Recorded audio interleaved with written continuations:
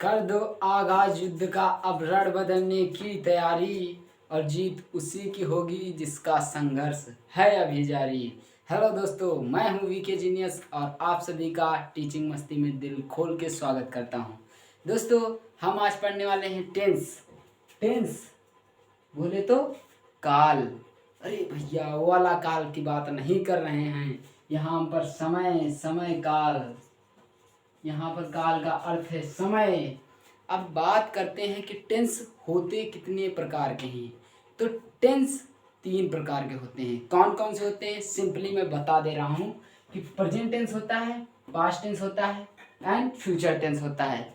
अब बात आती है प्रेजेंट टेंस को हिंदी में क्या कहते हैं, पास्ट टेंस को हिंदी में क्या कहते हैं और फ्यूचर टेंस को हिंदी में क्या कहते हैं। तो प्रेजेंट टेंस को हिंदी में वर्तमान काल कहते हैं, पास्ट टेंस को भूतकाल कहते हैं, फ्यूचर टेंस को भविष्य काल कहते हैं। अब वर्तमान काल को कैसे हम पहचाने कि वो वर्तमान का मान लीजिए एक टेंस दिया है, अब उसे हम कैसे पहचाने कि वो वर्तमान काल है, भूतकाल है या भविष्य काल है। तो सबसे पहले मैं बता देता हूँ वर्तमान काल। वर्तमान काल जैसे कि मान लीजिए आज मेरी शादी है, तो आज मेरी शादी चल रही है, मानना है। वैसे भी मेरी आज शादी हो नहीं रही, लेकिन मानना पड़ेगा कि मान लीजिए आज शादी है मेरी। अब भैया आज मेरी शादी है, तो इसका मतलब है कि वो प्रेजेंट टेंस में है ना, क्योंकि वो चल रहा है। जो लगातार मतलब चल रहा है, जो हो रहा है इस वक्त, उसे तो हम वर्तमान काल कहते हैं। अब बात आती है भूतकाल किसे कहते हैं। तो भैया आपको हम बता दें कि हमारी शादी हुई है, शादी करने से पहले हमने लड़की तो देखी होगी ना, तो लड़की देखी होगी ना। तो आज तो लड़की, मान लीजिए आज हमारी शादी है, आज डेट मान लीजिए 23 तारीख है, तो हमने लड़की 10 तारीख को पहले देख ली थी। तो 10 तारीख को पहले देख ली थी ना, तो भूतकाल हुआ, यानी कि वो बीत गया है समय। अब बात आती है भविष्य काल किसे कहते हैं। अब भैया हमारी शादी होगी तो विदाई भी तो होगी ना, तो विदाई होगी मतलब आज शादी है तो कल विदाई होगी, तो कल होगी यानी कि जो आने वाला समय है उसे फ्यूचर टेंस कहते हैं, तो यानी कि भविष्य काल कहते हैं। अब सबसे पहले हम प्रेजेंट टेंस को पढ़ते हैं, वर्तमान काल को। अब प्रेजेंट टेंस के कितने टाइप होते हैं, मतलब कितने प्रकार होते हैं, तो मैं बता देता हूँ। उसके 4 प्रकार होते हैं। कौन कौन से होते हैं। प्रेजेंट इंडेफिनिट टेंस होता है, प्रेजेंट कंटीन्यूअस टेंस होता है, प्रेजेंट परफेक्ट टेंस होता है, प्रेजेंट परफेक्ट, यहाँ पर परफेक्ट कंटीन्यूअस टेंस होता है। तो अब बात करते हैं सिंपली, सबसे पहले हम प्रेजेंट इंडेफिनिट टेंस की। तो पहले मैं ऊपर वाला रब कर देता हूं।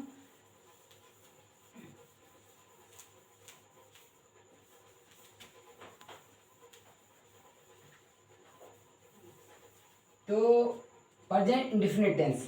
अब प्रेजेंट इंडेफिनिट टेंस को हम कैसे पहचानेंगे कि वो प्रेजेंट इंडेफिनिट टेंस है। तो मैं आपको पहचान बता दे रहा हूं। पहचान,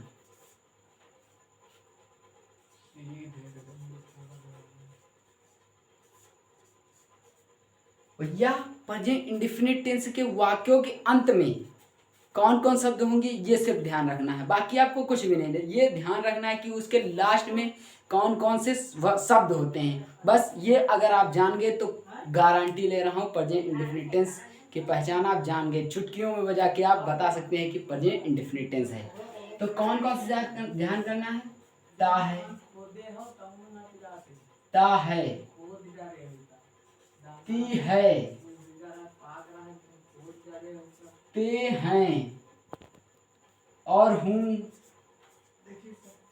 इसी तरह के होंगे। लास्ट में ता जरूर होगा, आपको सिर्फ ये ध्यान रखना, ता होगा तो वहां पर प्रेजेंट इंडेफिनिट टेंस होगा। अब बात आती है कि प्रेजेंट इंडेफिनिट टेंस को अब हम जान लें, लेकिन अब हम इसे एग्जाम्पल की तरह बताता हूँ। मान लीजिए एक एग्जाम्पल है, मैं पढ़ता हूँ, पढ़ता हूँ।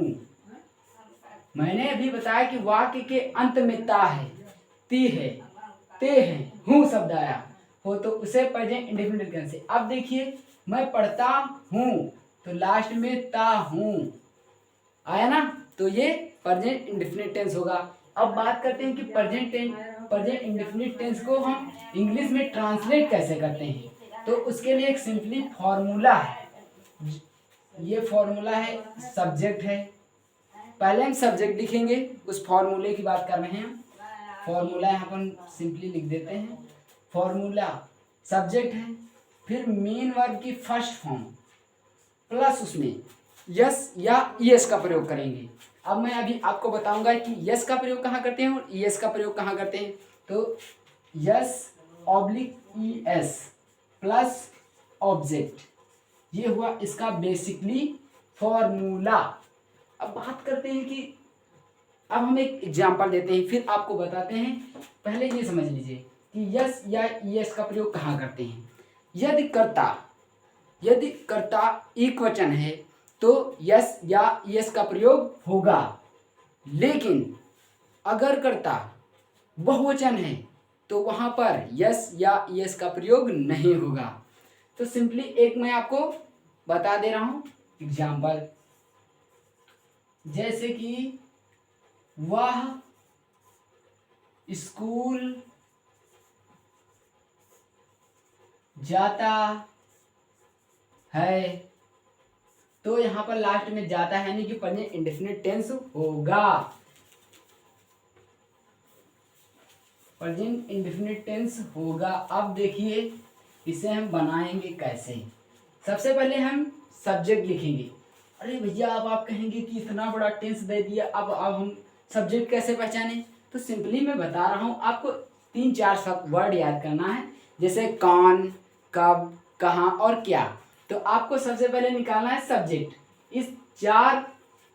इसमें से सब्जेक्ट निकालना है। तो कैसे निकालेंगे, आपको ध्यान रखना है। ये आपको मान लीजिए नहीं है, अब आपको इतना दिया हुआ, अब आपको सब्जेक्ट पहले निकालना है। तो आपको निकालना है कि कौन स्कूल जाता है। सबसे पहले कौन शब्द का प्रयोग करेंगे कि कौन स्कूल जाता है, तो आपको सब्जेक्ट मिल जाएगा कि वह स्कूल जाता है। तो वह की हिंदी इंग्लिश ही होती है, तो हम सिंपली ही लिख लेंगे। अब बात आती है मेन वर्ब की फर्स्ट फॉर्म। अब आपको मेन वर्ब ढूंढना है, मतलब वर्ब क्रिया ढूंढनी है। तो आपको क्रिया ढूंढनी है, तो आपको क्या करना है, वह ही हो गया। अब आपको वह क्या करता है, अब आपको क्या शब्द लगाना है कि वह क्या करता है। इसको समझने भूल जाइए, वह क्या करता है, तो आपको पता चल जाए कि वह जाता है, जाने का कार्य कर रहा है। तो वहां पर जाता की होती है गो, वहां पर ई या यस का प्रयोग करेंगे तो गोज हो जाएगा।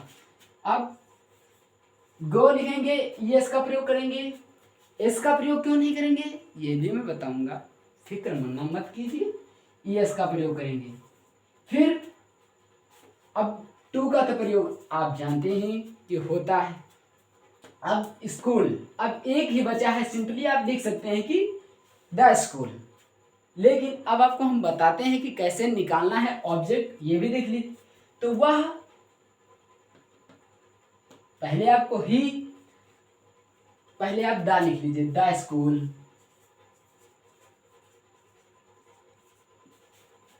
सिंपली ये बन चुका है। तो he goes to the school, तो अफर्मेटिव है ये, अफर्मेटिव। अब निगेटिव आएंगे।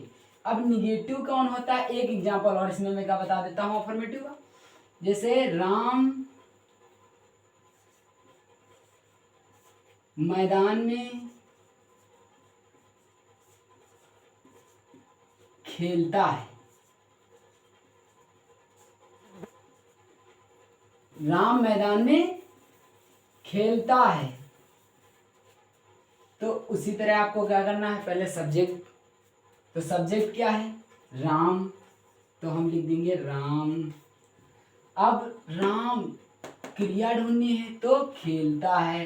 राम क्या करता है, राम खेलता है, तो खेलने की क्या होती है, प्ले।